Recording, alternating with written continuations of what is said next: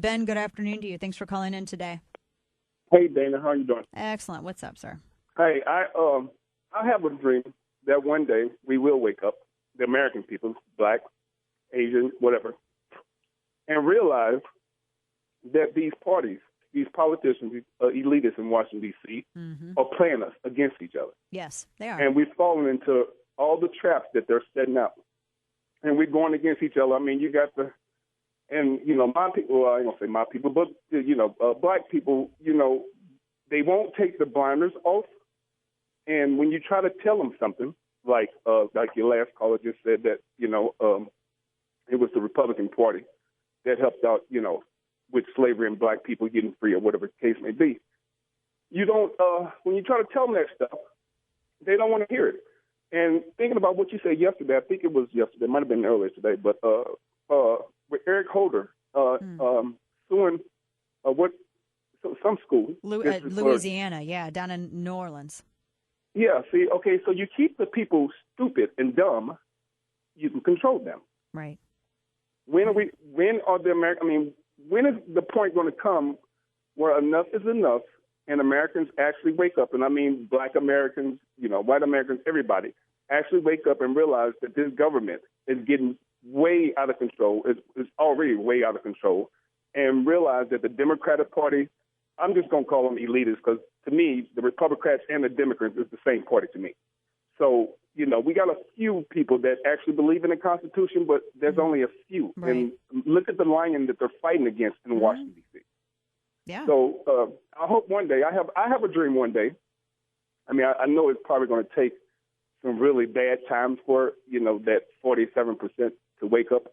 But I have a dream that one day that will happen, hopefully.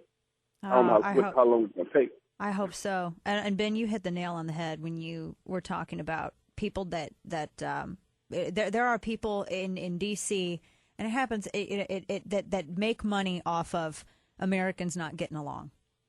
Yes. They make money off of exploit. We have so much common ground, and we have people that make money off exploiting the disagreements instead of focusing on the common ground. Like, and then you hit education. Oh my gosh, what's going on in Louisiana is breaking my heart. And don't get me wrong. Yes, back in 2008, I supported Obama, but this is the plus that I had. Right. I was actually watching Beck on CNN when he was talking about Bush, and I agreed with him back then. But when he got to talk about Obama, I kind of didn't want to hear that, or whatever. But almost immediately after Obama got into office, I called my friend and I'm like, dude, I think we made a mistake.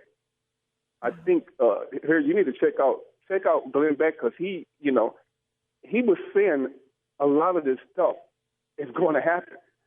And, within 3 or 4 months of it, him getting inaugurated, oh, hell, I tripped. So, my black people, like you had a caller when you was on vacation that just chewed or attempted to chew into Stacey on the right, named James. I don't know his last name. I don't know if he's listening right now. But if James is listening, James, are you aware what this president and what the Eric Holder and this administration is doing with your freedom? Are you aware of it? Or are you just looking for, right, coming out on, conservative black women, I guess you can say. Right. Because we disagree. Yeah, exactly. It has people have the same ends and they have different means of achieving it. And like you, it's just, it bothers me so much. And, you were talking about you hope that black Americans wake up. I hope that women wake up as well. I mean, we have so many younger women who, I look at the number of women who are unemployed, the number of women who've lost jobs in the past 8 years. And they still support Obama. And I just don't get it. I talk to them every day. And it's just like, oh, my God, how can you don't, what are you, don't see the world is on fire around you? What are you, but see, you know what, then I go back and see because I work on commercial and residential properties, and when I see what TV program they're watching, it's like, oh, okay, that's why you don't know what's going on. So I get frustrated, and every day, you and Beck, I run my blood pressure up, and, I deal with people, and, when I try talking to them or whatever have you, I still talk to people because, I still deal with them and still talk to them because I look at it from my point of view. I was stupid back in 2008, too. And that was, he was taking the blinders off of me back then. I just didn't want to take the blinders off at that time until I started hearing some of the stuff Obama was talking about and start realizing that, that has a point here.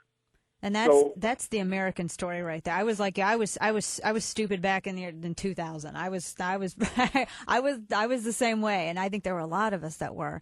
And it speaks to such an open mind and intellectual integrity when people are saying, all right, I want to step back and I want to look at the bigger picture here because we're really genuinely concerned about what's happening. And we see the stuff that's making headlines and we see how people are affected. And we really, this is more than agenda. It's more than party. This is about what's happening to our fellow man. And that's what we care about. And that's what it takes. And not a lot of people are ready to make that step. Are ready to take that step, I guess.